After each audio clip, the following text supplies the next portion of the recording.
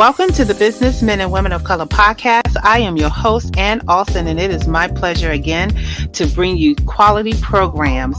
I am so excited again to be here with another amazing professional who is going to be here talking today about her business and everything she's doing here in 2018. 2018 is definitely a really great time to be on the BMWOC platform because not only are we sharing our industry information, we also are encouraging you, the working professional, to really understand what's going on in the industry professions that's going on out here today so you can make the best decision of your career or your business. So this is a great opportunity for you to take a moment, go to all the pages, check out all the podcasts, and really take some good notes. One of the first things we're going to do before we get started is thank our corporate sponsors, which is Cat Sereno LLC, Cheryl Wood Empowers, Concern and Learning, Evangelism Radio, Genesis Preferred Solutions, J Coach International, Nels Tax Help, My Financial Home, Power, STCI, and the Student Teacher, along with our other affiliate business partners, and everyone who's supporting this podcast event to make this a very successful season. So today, as I said earlier in the program, we have a very exciting young lady who's here. She's driving excellent and pushing to be a great entrepreneur for many of the young folks out there today. Lindsey Vertner, who is here today. She is the founder of Lindsey Vertner LLC. She is most passionate about her work as a professional development coach for the overwhelming woman, where she utilizes her unique perspective and coaching methods to push her clients to new limits. Lindsey is devoted to helping women live a passionate, full life of purpose, balance, and the happiness they deserve. She is also the co-founder of the Unleashed Woman, which is a company that connects women of all backgrounds through empowerment and networking opportunities and events. So I want you guys to read the rest of her bio, and let's welcome Lindsey to the podcast. Welcome. Thank you for having me. Thank you. I'm excited. Tell us who you are, where you're from. Too. And you know what? I'm all about women's empowerment. So let's learn about who you are, where you're from, and how did you get to where you are now? All right. Well, you kind of got it in that intro. Yes. But I am definitely passionate about helping women empower each other because a lot of times, us ladies, sometimes we can have that cattiness or that pettiness or that hidden competition where we're competing with the next girl even though she doesn't know she's competing with us. And so I'm all about we are stronger as a unit when we help each other, and we can go so much farther, so much quicker whenever we do support one another. So that is my main jam right there. Okay, so let's talk about where you grew up and what school you went to as far as like how did it really led you to that moment where you said, I just want to do this for a living? Because I know a lot of times we don't always think about that when we're coming out of school or going to college. So what is your history? So I am a Midwest girl. I'm from Evansville, Indiana, is where I was born and raised. And I've always kind of been that natural leader and pretty outgoing, always like to talk to everybody. But I did notice that people generally came to me with everything, with all their secrets, wanting advice, suggestions on their situations. But it actually wasn't until I was in college that I started helping people regularly, unofficially. And then whenever I graduated from undergrad, then that's whenever I actually said, hey, I'm actually changing people's lives, and it's something that I love to do, supporting women, empowering women. I already like doing it, so why not make this my actual income, because I can help everybody, but helping everybody, giving hugs doesn't pay the bills. So that's whenever I decided, like, you know what? We're going to turn what I already love to do into an actual business. Okay, so what type of problems were they coming to you with? Was it just self-confidence, or were they just stuck, or they just kind of just confided in anything and you were able to just kind of see a different perspective? Yes. So it ranged from relationships to careers to feeling stuck. And usually, whenever I start working with someone, the surface issue is not usually the main issue. And once we dig a little bit deeper, then there's what usually pops up are issues of self-worth and self-confidence and self-love. So once we kind of peel back the layers of the life onion, then we Oh, I never heard of that. usually The life do. onion. Yeah. Mhm. So why do you Mhm. call it a life onion? Because we do have those layers just like an onion, and usually when we think something is wrong, we're like, "Oh my goodness, I can't get ahead because my boss hates me or I have too much debt or something like that." But then when you really look into it, it's not because your boss hates you, it's because you're not doing this. And you're not doing this because you don't truly believe deep down in your heart that you deserve what you will get if you did do that.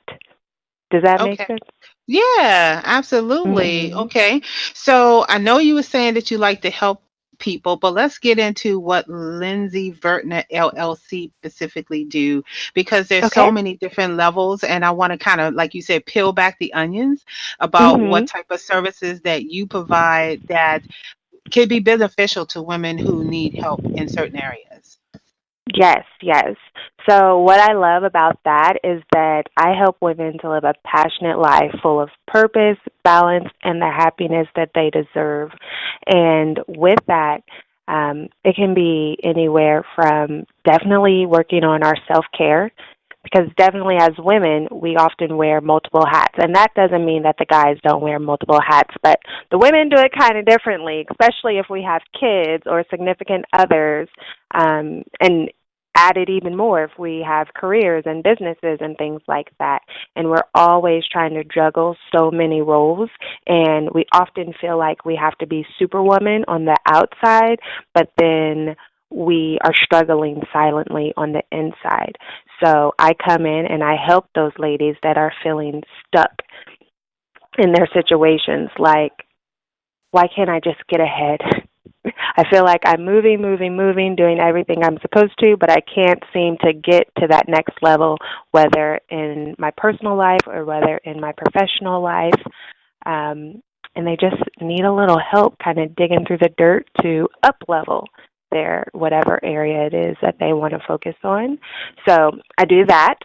And then there's always that self-care issue. I help women to find their self-care and maintain their self-care, because if you're not taking care of yourself, you won't be able to take care of anyone else and all those other multiple roles that you play. So it goes hand in hand. I often like to say you can't pour from an empty cup, which is true. I'm sure many of you have heard that before. Another analogy that I like to use that really illustrates it is, if you've ever ridden an airplane, then during the safety little speech that they give before the flight takes off, they say you have to put the oxygen mask on yourself before you go to help someone.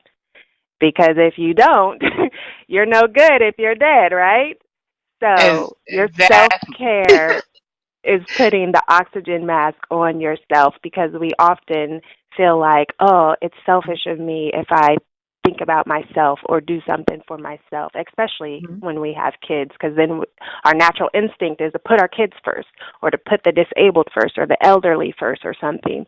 But we have to remember we have to put that oxygen mask on ourselves. Otherwise, we can't help them at all. So I really just love to see women transform in that space. Like, oh, it takes it to a whole new It just level. takes a So, whole new level. Okay, so okay, that kind of leads me into my next segment of your question. And so I see on your bio you have a graduate degree or bachelor's degree. Which one do you have here? so my bachelor's is in psychology, and then my master's is in professional counseling and coaching. Right, correct. I just want to make sure that I had that correct. So, my next question was really just to kind of really define that experience in college as far as wanting to be a professional counsel or to even focus on psychology, because those are two fields that I know in the last few years have become very popular in terms of the Mhm. industry.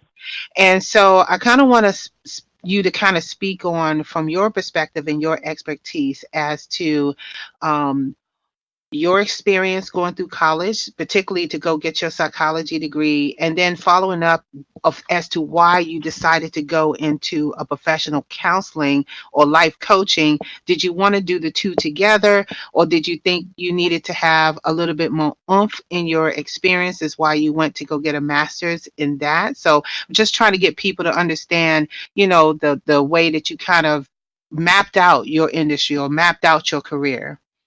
Mhm, mhm. First thing that comes to my mind whenever you just say that is that we often feel like we have to play by the book. Like, okay, you go to high school, you graduate that, then you go to college, and you have to know exactly what you want to do when you go to college, and you graduate that, and then you start your career. And then if it doesn't work out in college or after you graduate, then you're kind of stuck. Like, oh my gosh, I put all this time into this. Um, I don't want to change to something else, but I'm dreading what I've been doing. And so mine actually did not follow that path, because when I was in undergrad, I had no intentions of being a counselor or a coach. And so why I said all of that was to say, like, it's okay to change your mind, and it's okay um, if you aren't following the timeline that society says that you should follow, because for you, it might be better to get a degree. For somebody else, maybe not. For one person, it might be great if they got it at 21, and for somebody else, 45. So don't feel like you have to stick within the guidelines that society gives us. So in my case, I've always just liked psychology and the reason why people do the things they do, why they say or think or behave the way that they do. And so that's just always been fascinating to me, and I've just always been drawn to it. Like, in my undergrad classes, I aced all of my psychology classes, but I was actually pre-med. So my Mm. intentions were to be an optometrist, not Wow. a psychologist. Yes. Okay. So And then half of my, something happened, right? And you yes, said, no, I don't want to yes. be an optometrist. So half of my classes were psychology, and the other half of my classes were science. And I actually hate science.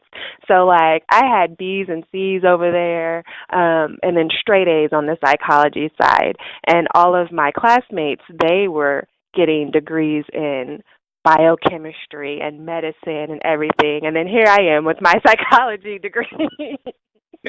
um, so, Okay. yeah.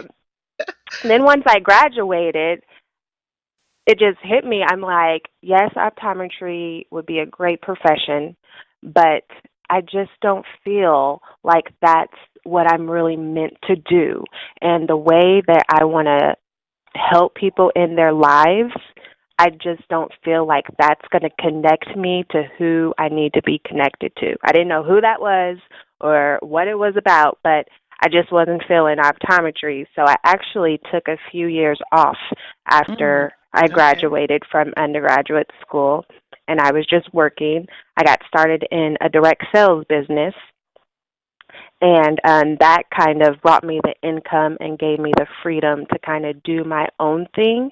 And during that time is whenever I noticed more seriously that I had people coming to me on a regular basis to help them with situations.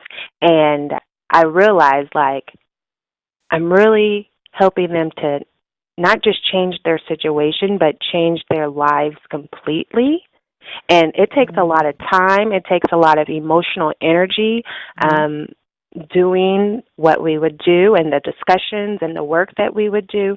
I wasn't counseling them by any means because, of course, I wasn't licensed to do that, but just trying to be a good friend and Right. a good helper. And so that's whenever it hit me, like, you love to do this, you're not interested in optometry or just working some random 9 to 5 just because, um, why not make this your thing that you do and your it's already your passion, so why not actually make it your business? And Mm-hmm. so I had just decided, I was actually thinking about going for my master's, but I wasn't for sure. And so, Okay. yeah, I I think a was lot of us thinking is not about for it. sure. I think a lot of us are sitting back like, I'm not sure for sure. I'm thinking a lot of us Right, are like that now. right, Okay. right. And so, and then it just happened to where instance after instance after instance was occurring, and they just kind of led me, they gave me that confirmation, like, okay, you know what, these things keep popping up, I just need to go for it. I need to stop thinking about it and go for it. And that's what I decided to do. And the weight that came off of me, it's like I can't even explain how Wow. it felt once I hit like submit on my application. Mhm. um it was just like, okay, like, I can't even explain the feeling that I had, but it's like, okay, I know that this was the right move because I feel so much lighter. And then as I got into it, I just did what I need to do to make it an official business. So, Right. And so you made it happen. You made it actually yes. happen for you. And, I keep saying this over and over again. People have to put in the work if this is what you want to do as a business or even as a career. And you have certainly done that. You have started your professional counseling and coaching service, and you are helping so many different people. Have you also went into the entrepreneur space and talked to, business owners, small business owners, or any kind of organization about self-care in the workplace? So any of that? So I'm actually just now opening up that window of opportunity there. Um, so a lot of my work, I've worked in therapy settings like outpatient therapy or at the psych hospital doing therapy there with the Mhm. patients that come in. But then with my personal business, I've done a lot of one-on-one work, and then also the empowering events that I put on. And so I'm just now getting into that space where I'm actually looking to go to businesses and say, hey, we need to have this workshop for your top leaders or even for all your employees, whichever you're willing to do, because a lot of times people think that they can separate work and home, but it doesn't work like that. If you have an employee that's having personal issues, they're going to bring that to work, whether they think they are or they're not. And so whenever you can help your employee with their personal issues, they're just going to be a better employee for you. So, yeah, I'm looking into starting to do those workshops and helping companies or businesses, whatever they need, just like, let's get your team together. Okay, so what about the men out here? We have so many empowerment speakers for women. What about the men? Well, as much as we love our men, I know that there are phenomenal guys that focus on the male area. And Okay. oftentimes, and me being a female, not that I can't connect with men, but there's just a different connection and a deeper connection whenever it's woman to woman. Right. And then, but however, for the business workshops, those are open to both sexes. It's Okay. just as far as the personal one-on-one coaching and the Mhm. empowerment events that I put on. But Okay. the workshops, those are definitely male and female. So Male and it's female. okay. It's okay. It's okay. Okay, so talk to me about the Unleashed Woman. Is this something totally different than your self-named LLC organization? It kind of plays off of that. So with my coaching, that is more, like I said, one-on-one and then small groups. And then with the Unleashed Woman, I can reach masses of people versus just the one-on-one way. And they play off of each other because I'm still doing the empowerment, but it's just in front of a room full of people instead of just face-to-face with one person or video-to-video with one person. So they both are still along those same lines of helping you with your personal issues or just get to a better level. You might not have personal issues, but you're just trying to be the best you can be. Okay. So, in your professional opinion, why do you think that women really need this type of help? Because I'm trying to, I guess, bring out some of the other questions that I've gotten over the years, and then I'm also thinking about the people who were on the previous podcast and in the same profession that you are in. I like to hear the different perspectives of why women are always stuck in feeling the need that we need that extra push or that extra help. And I just wanted to hear what your thoughts were on that. Mhm. Mhm.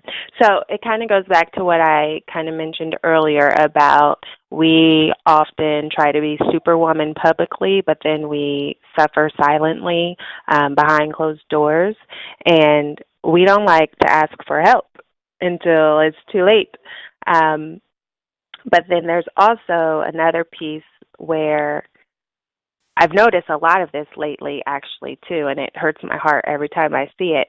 But so let's say that you and I are in the same field of business, and we feel like we can't help each other because, oh, no, that's my competition, so we can't work together, or we can't collaborate, or I can't share information with her because then she's going to be taking my customers or something like that. So, but that's not how it works. We can, like, what's for you is for you, and what's for me is for me. Like, nobody can take that away from you, and nobody can take that away from me. And collaboration is better than competition, because your people are going to be your people no matter what I do or say, and my people are going to be my people, because we're not both everybody's cup of tea, and the way you connect with someone is going to be different than the way I connect with someone. So why not come and band together and Right. help each other grow so much faster than Absolutely.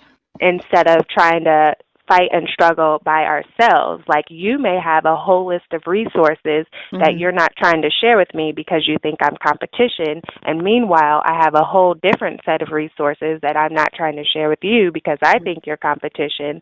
But if we would just take down that wall and work Hmm. together, Work then together. we realize I have your missing piece and you have my missing piece, and we can make this beautiful puzzle if we would Right. just uplift and support one another and realize that we are not in competition because there is enough room for everyone. Right. And you know what? I have to play devil's advocate because I think that there is competition. It's just how you use your relationships to, like what you said, to be able to collaborate to get the missing piece so that you're growing and the person that you're partnered with is also growing and not Mhm. feeling like that you're being at a disadvantage and things like that. But still know that there is competition out there for people to get clients. It all depends on how strong your relationship is and how much value that you're bringing to the person that you're trying to serve. And I think that if people just partner together, like you said, and just open their mind up to learning, they can take that Mhm. information and really arm themselves with that thing that they need to like make the next move. But they don't see that. A lot of us don't see that. And then there's Mhm. some that are. And that just kind of goes back to my point that entrepreneurship is just not for everybody. Certain jobs is just not for everybody. And so we just have to kind of really understand where we are in the space and pick the areas that we are really, really good at. Just like you said, you're helping people understand what their purpose is. Mhm. And that's why I wanted to kind of bring that up because I don't think a lot of us actually see that because we're so busy on the hustle and bustle, gotta, go to my job, Mhm. gotta get my car fixed, gotta pay my phone bill, gotta take care of the baby. And then at the end of the day, when it's 10 o'clock at night and you're ready to go to bed and you're like, oh crap, I did not do A, B, C, and D, Mhm. and it just really goes back to, and even for myself, half the time, I have to take a step back and realize that I'm not a superwoman and I can't do it all. And I Right. have to take care of myself. And I actually have my partner in crime. He calls it the rope. Every now and then he'll hold the rope and he'll give me a little tug and say, hey, come get some water. Hey, make sure you eat. Hey, make sure you get Mhm. some rest. And if you don't have that support like that, you need to be contacting Lindsay right here. Right, or many right. of the other people we're going to have on this podcast, because we cannot do it alone. We just cannot. And we can't just keep rolling down this hill thinking we're going to bowl everybody over, knowing that we're going to get bumps and bruises on the way down, right? Right, So right. let's talk about these workshops that you do. And you mentioned that you do a lot of workshops um, for both sexes, but just for everybody in general. And I kind of want to deep dive into what type of workshops you offer, so that people can get an idea if they want to come out and join one of your workshops. Mhm, mhm. Before I answer that, I wanted to make a comment on what you just said about you have Okay. your partner with the rope. Mm-hmm. Like, whenever we have kids, they always say, "Oh, it takes a village to raise a kid," but it takes a village to be an entrepreneur too. Like you said, you can't do it by yourself, and oftentimes we like to think that we can, but really, it takes a village in a different type of way, because entrepreneurship is cutthroat. So, It is cutthroat. I'm gonna tell you, that's no lie. It's mhm, cutthroat. I'm telling mhm. you, I got nicks on my neck right now from all those scars from trying to do my business. So yeah, go ahead and talk about your workshops. I was just making a joke there. Yes. So, my upcoming workshop is actually how to create an intentional life. So a lot of times we like to think about goal setting, and I'm sure many of you listening have heard of the SMART acronym when you're setting your goals, or you've heard about creating vision boards.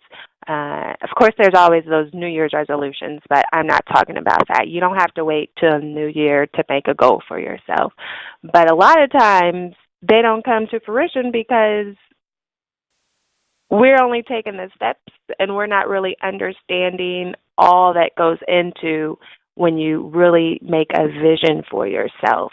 Um, so, with that, creating an intentional life workshop, it's all about understanding how to properly create goals for your life and the common mistakes that come with creating goals or vision boards or whatever your preference is, and then how to avoid those mistakes so that you can actually achieve those goals. So that is a workshop that's coming up next month. And then I have some leadership workshops for the people that are behind a leader's brand. So, of course, we always see the face of the brand. Like, let's take Eric Thomas or Les Brown or Oprah. Like, we see their faces, but we don't often realize there's a whole entire team behind them that sees their vision as well. And sometimes they can get forgotten about. I don't want to ever forget those people.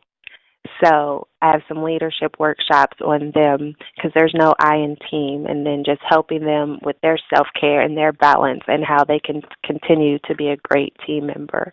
Um, so there's that one. And then we just recently wrapped up our vision board party last month. And of course, there's the big conference in November, which will have many different classes. So, You got a lot going on, and just make sure you give me that information so I can have it here on your page. So yes. for those who are listening, you have a really good strong idea about what it is that Lindsey Vertner does with her workshops, with her business, The Unleashed Woman, her natural coaching and ability to empower women. So make sure you reach out to her if you feel like you need some leadership training, or you feel like you are stuck and you want some advice. Her information is definitely going to be below. And so go ahead and give that information out one more time so that people who are listening can quickly write it down if they're not looking at your website right now. Mm-hmm. My personal website is www.lindseyvertner.com. And then for The Unleashed Woman, it's www.theunleashedwoman.net. And those are my two sites. And then on social media, it's the same across everything: Instagram, Twitter, LinkedIn, Facebook. It's just at Lindsey Vertner on all of them. Okay. I like to be consistent. No problem at all. And so I want to thank you for being on the podcast and sharing your profession with everybody who's listening to this podcast. And if it's anything that you want to leave the audience with, what would that be? Well, actually, because I know this has came up a few times about practicing that self-care and juggling the different roles and finding the time to work on business, especially after you've done fixed your card and took care of the kids, worked your 9 to 5. And so I have something called a daily brain detox that I would love to share with everyone. So it's going to help you to prioritize your goals and figure out what's most important for you to focus on out of the day, no matter how much you have to do.